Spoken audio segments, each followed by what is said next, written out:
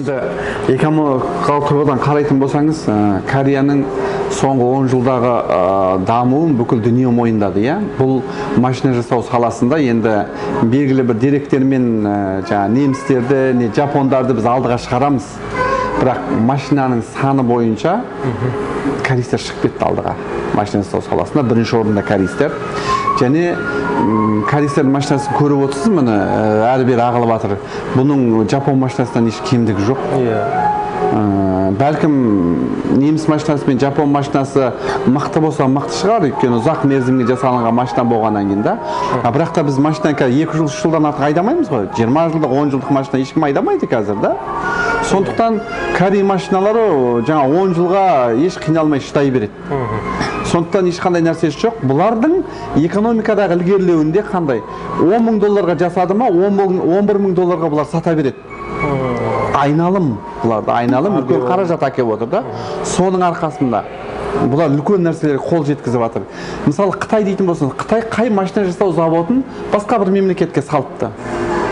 А Кореяның машина жасау заводы жоқ, мемлекет жоқ. Біздің өзбегімізде де бар, біздің Қазақстанға да салды. Міне Hyundai осы күзде машина жасау заводын ашпақсы Қазақстанда.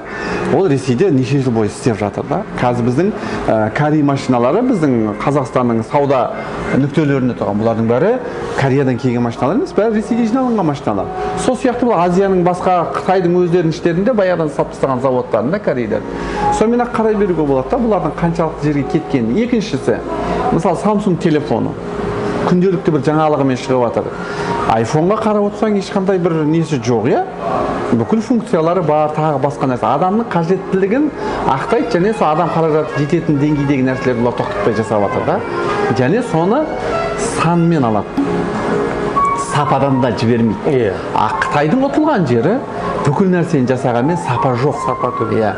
Сапасын төменіне байланысты біз уже қытайлық нәрсені алмаймыз. Одан да Қытайдың 2 телефонын алғанша, корейстің 1 телефонын алғанын әлдеқайда пайдалырақ. Сол сияқты техникасы да сондай болды.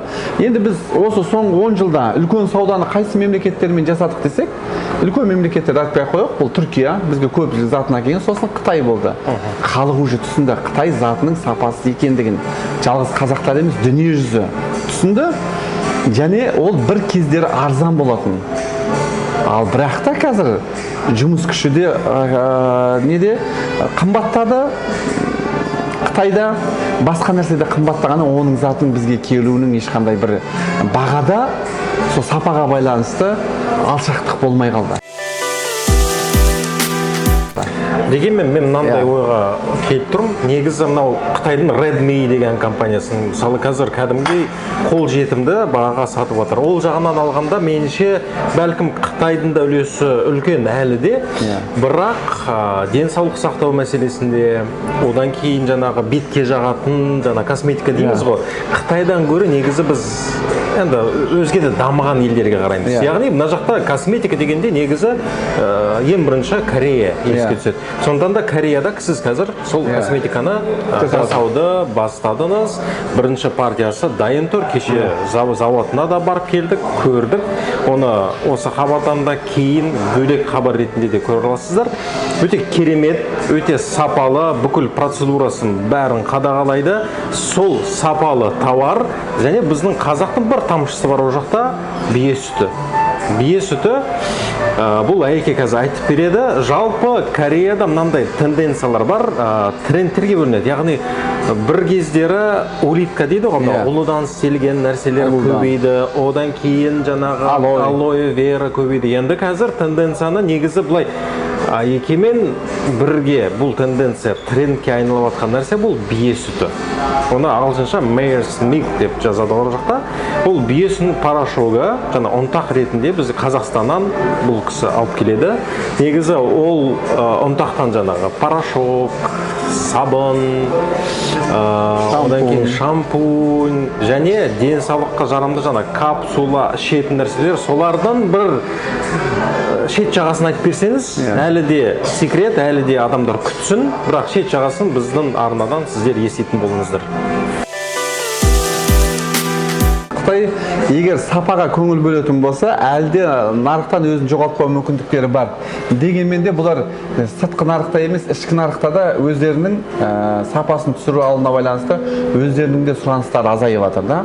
Енді әртүрлі экономикалық тағы да басқа дүниелер бар ғой, саяси. Соған байланысты экономикалық тұрғыдан келетін болсақ, негізі Түркияда біздің Қазақстанға көп нәрсе жіберген. Олардың да экономикасы түсіп бара жатыр. Ертең бізді сондай сапада, сондай көлемде қамтамасыз ету етпеу екі талай. Қытай мемлекетіне дегенде біздің сұраныстарымыз түсіп жатыр да, а еуропалық мемлекеттер әлі де біздер үшін қымбат. Сонда біз жақын 10 жылдықта көп жұмыстарды, істерді осы корейлермен жасауымыз керек деп ойлаймын. Бір жағынан баға жағынан да, сапа жағынан да ешқандай біз өкінбейтін боламыз. Соған байланысты ғой, енді оны мәселе айтып қоюда емес, соны іс ретінде көрсетуде. Осыдан неше жыл бұрын мен мысалы косметика жасайын деп Қытайға да кірдім, арзан косметиканы жасап әкелмекші болып та. Бірақ та әртүрлі мәселелерге байланысты біз Қытайдан шығарып үлгермедік жасағанмен. Сосын кейін ойлап отырып қарасам, соңғы кезде бізде трендта Корей косметикасы екен. Содан бір жарым жылдай болды осы Кореяға кеп, мен әкеп, бұны жаңағындай тексерулердің барлығынан өткізіп, міне кеше өзіңіз куә болдыңыз, бірінші өндірісте біз толық құйдық.